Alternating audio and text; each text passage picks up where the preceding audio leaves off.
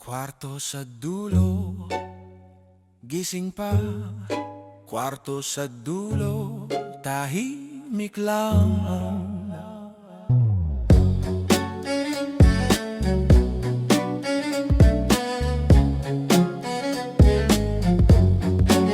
Sa kwarto sa dulo, kalahati ang ilaw. May kurtinang gumagalaw sa electric fan na pudpud na ang tunog buong magdamag. May bagong nakasandal sa paang bakal ng kama. May sapatos na may putik pa sa gilid. May notebook na bukas sa pahinang. May mali pang bilang sa mat kanina. Sa labas ng pinto, mahinang boses ni nanay. Parang ayaw nilang marinig ko kung gaano kanipis ang natira sa sobre pagkatapos ng bayad. May barya sa mesa, may resibo sa plato. May pangalan ng gamot sa likod ng kahon. Ng gatas na piniga hanggang dulo. Sabi ni tatay kaya pa to pero pagad ang dulo ng salita. Sabi ni nanay basta may baon bukas. Kahit alam kong kapos ang gabi sa kusina.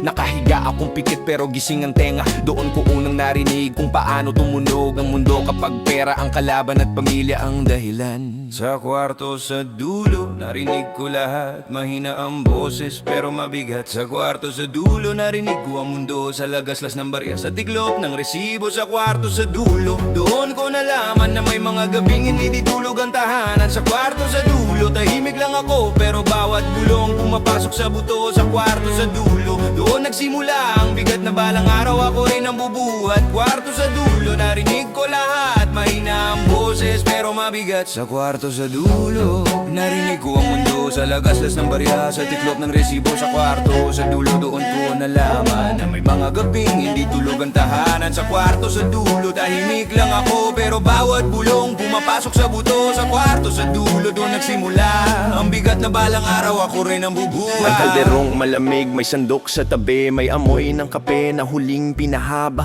para tumawid pa ang isip hanggang madaling araw. May kulubot sa noo ni tatay na di ko nakita sa umaga. May kamay si nanay sa sentido niya habang inuulit ang listahan.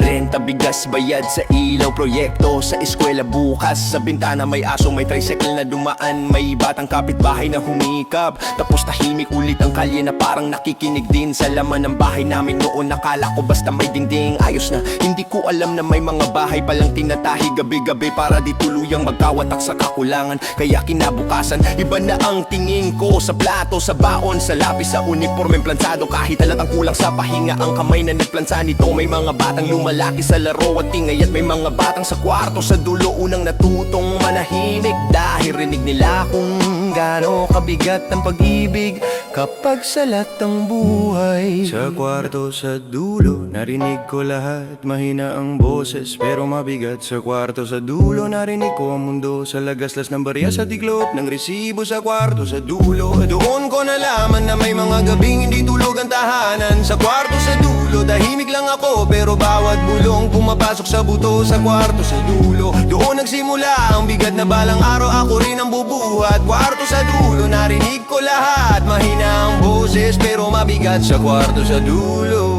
narinig ko ang mundo. Sa lagaslas ng barya, sa tiklop ng resibo. Sa kwarto sa dulo, doon ko nalaman na may mga gabing hindi tulog ang tahanan. Sa kwarto sa dulo, tahimik lang ako pero bawat bulong pumapasok sa buto. Sa kwarto sa dulo, doon nagsimula ang bigat na balang araw. Ako rin ang bubuhat. Hindi lahat ng aral nasa libro.